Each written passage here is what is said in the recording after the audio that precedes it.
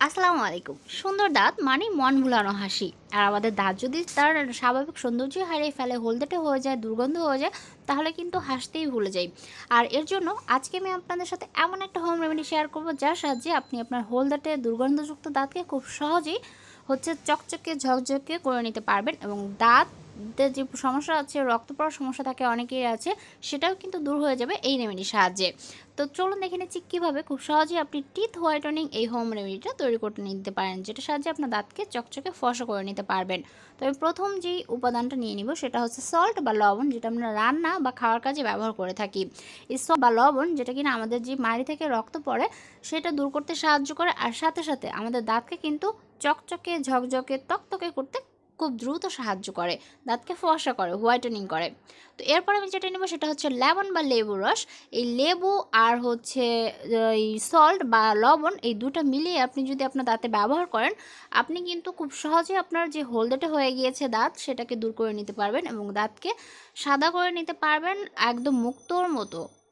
আর এই লেবুর খোসাটার সাহায্যেও কিন্তু আপনি এই মিশ্রণটা দিয়ে আপনার দাঁতকে পরিষ্কার করে নিতে পারবেন প্রতিদিন। তাহলে 7 দিনেই দেখতে পারবেন আপনার দাঁতে যেই পান বিড়ি খাওয়ার জন্য যে সমস্যা আছে সেটা দূর হয়ে যাবে। আর এখন আমি যেটা নিয়ে নিচ্ছি এই রেমেডিটাকে বেশি ইফেক্টিভ করার জন্য, সেটা হচ্ছে পেস্ট।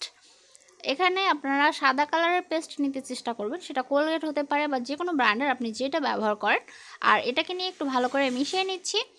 আর এইভাবে যদি আপনি মাত্র 7 দিন আপনার দাঁতকে ব্রাশ করেন, আপনি নিজেই কিন্তু দেখতে পারবেন তফাৎটা। আপনার হলদেটে দাঁত খুব সহজে মুক্তোর মতো সাদা ঝকঝকে হয়ে যাবে। তো এখন আমি এই রেমেডিতে লাস্ট যে ইনগ্রিডিয়েন্টটা বা উপাদানটা অ্যাড করে দিব, সেটা হচ্ছে বেকিং পাউডার। এখানে আপনারা বেকিং সোডাও দিতে পারেন।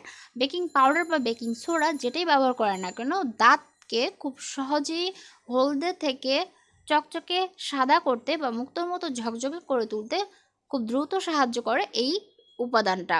তো এখন যেটা করতে হবে, খুব ভালো করে মিক্সড করে নিলেই কিন্তু আমাদের টিথ হোয়াইটনিং এই হোম রেমেডিটা তৈরি হয়ে গেল। তো চলুন দেখে নিচ্ছি কীভাবে আপনি এটা ব্যবহার করবেন। আপনি যে ব্রাশটা ব্যবহার করেন, আপনার টুথব্রাশ, আপনার দাঁত পরিষ্কার করার জন্য, ব্রাশ করার জন্য, সেই ব্রাশের সাহায্যে এই মিশ্রণটাকে নিয়ে খুব ভালো করে 1 মিনিটের মতো আপনার দাঁতকে ব্রাশ করে নেবেন।